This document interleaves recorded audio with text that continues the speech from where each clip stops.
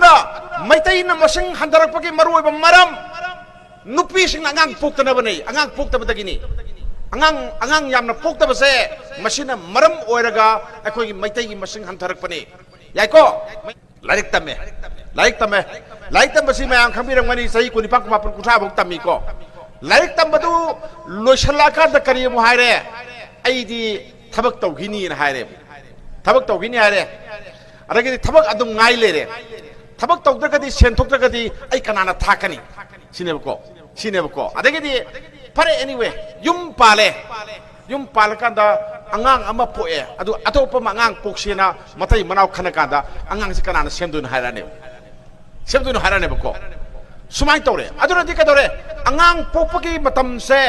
sahi nauringe de yum pandre chenga kanda yum pale kunthra ni pan surkanda kunthra pan surkanda ni phu surkanda yum pan badudi angang amade na poroi ar pokta basu yaurani sine bako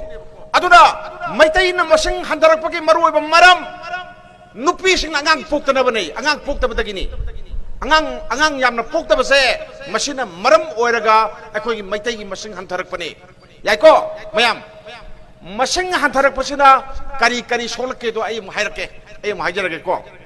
maitai na masing handarak kanda akoi si hingidra hingoidra maitai se kadoi bo hingdoino se mayam amta wakhal to biro ba ai hajarake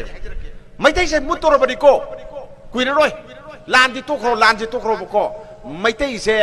lo na yaba maong da mulada bani mut pai se mayam yang biro akoi na mutoi siti kamai na mutoi no har ka da bom ma taraga akoi plus siraga mutka da banate system na mutoi ni ko missing ya mai se sum tamna sum mangjala ba atoba forum no sum masing du sum hegalaga di akoi mutle dana si mutoi ni aduna kamai mutoi no har ka da maitai na hujing ba pangan kali lawri si kari gino pangan kali lawri si kari gino political power se maitai da lei akhoi Manipur ki political power maitai da lei kamai lei MLA hongpu gi manung da nipu se maitai no oibanina akhoi na lobo warep se ngasai atopa singi MLA mayam singduna indabangam deba ko aduga maitai na masing sum sodara kan da kaidore singmi singa logi ba warep to maitai ni indaba yaro oeba madudani ko akhoi na maitai muture na haije aduni kanba kana amta ngamo aina kan bangamoy aram bai tingul na kan bangamoy ai ngasi la khukjam bi ko sahi su thajaram ge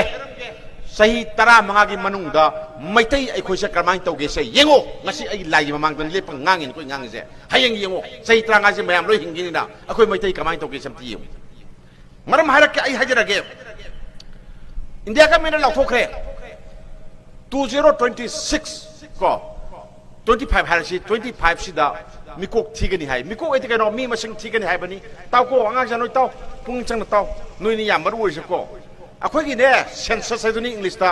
mi masing thiba mi masing edi yum ma da mi kaya lege mi manga leiba tara leiba na yum ko ki masing thiba se si census ko census se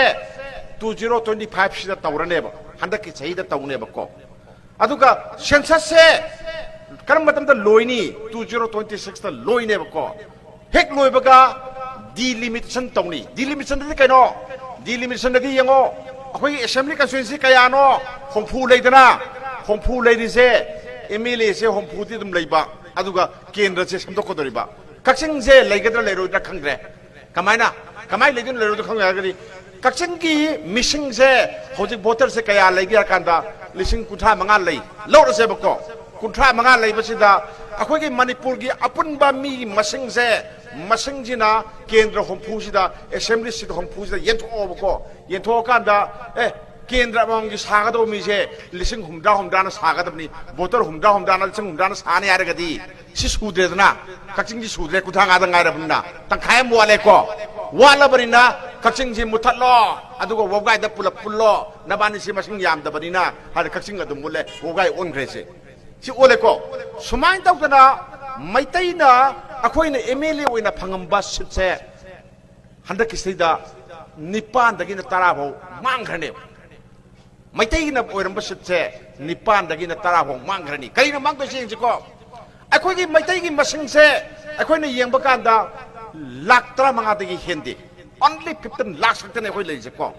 aduga nagagi masing se hojik lakh nipan lei lakh nipan ni ko Kuki की से मुई हंदई लाख तरेट मुग लेबनी अदो मुई असम नाखंदगी मयाम होजल खरे हंदकी लान मनगीदा अना मुइसु निपान की मया दा लेरनेबको निपान मया लेरमनी अदुना कदौरे निपान अनि ता तरुक अखोइदगी मुइने हेनग्रेको हेनग्रेकदी ngसाइगी होफु लेरमबदो तंखाइ येनरोने कुंथ्रा मुइना कुंथ्रा अद मुइना खरे हेनगिबगी मुइद अनि म खाइरो कुंथ्रा थुइ लौग्रेको अदुना कदौरे हयेंग गमेन सेवक मतमददी कदौरे नागा नोइना मुक्सि मिनिस्टर ओइरो मुइ अमुक सौगलगे ना मुक सौगटपा अदगी कुकी नोइना मथंगी तहनगी तरनसि तारे अखोइ नागा ना मुक सौगलगे ना मुइना मुक ओइबा अदुगा अखोइ सोमनाकंद होइ लाउबा लांगौ लारानि मदाम साहारगा मयामना ओइना लाउइदना अदमाइना अखोइना लाउ लेहौदोइबा मसिनिको अखोइना मैतै मुटपा हारिसे अदुने कदौरे मैतैना सेमिसो ओइ फंगरोय मैतैना सेमिसो ओइबा मणिपुर से फंगरोय कनाना ओइनी अमुना नागाना ओइनी अमुना कनाना ओइनी कुकीना ओइनेबको अदुगा मैतैगिदी तंगाइ फदना मंत्री अहुम पिरो मरी पिरो तो ओइना खोइ स्वाइदा होजिक तोंगरिसे होजिक तोकांदा ट्राइबल सिंगी क्या क्या सिप क्या पी मंत्री अनि हुम पिरो तो इदना सुमाइ तोंगना मैतैगी सिर अनि हुम पिरो तो फिल्म लाकने मतबदुदा कय माइ तौरे अखोइ मैतै से मुतले यारेको अखोइगी मपांग कनबदु लेट्रेदना अखोइगी वारेब लेट्रेदना सिनि लेसिंजी